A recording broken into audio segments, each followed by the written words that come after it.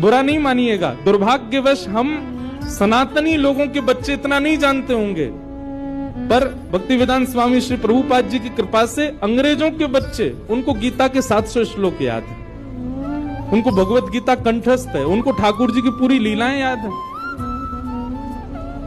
स्वामी श्री विवेकानंद, किन किन का नाम लें हम, इनकी उपस्थिति मात्र से, इनके आने, रियल इन्फ्लुएंसर इनको कहा जाता है। किनको कहा जाएगा? जो आपकी बुरी आदतों को भी केवल अपनी उपस्थिति मात्र से नष्ट कर दे। अरे बोलना तो बहुत आगे की बात है, प्रवचन करना बहुत आगे, वो खड़े हो जाए सामने, आप कुछ गलत कर नहीं सकते। क्यों? क्योंकि उनके भजन में इतनी सामर्थ्य है, उनके भाव में इतना बल है कि आप उनके सन्मुख कुछ अपशब्द बोले ही नहीं सकते, सोचे नहीं सकते।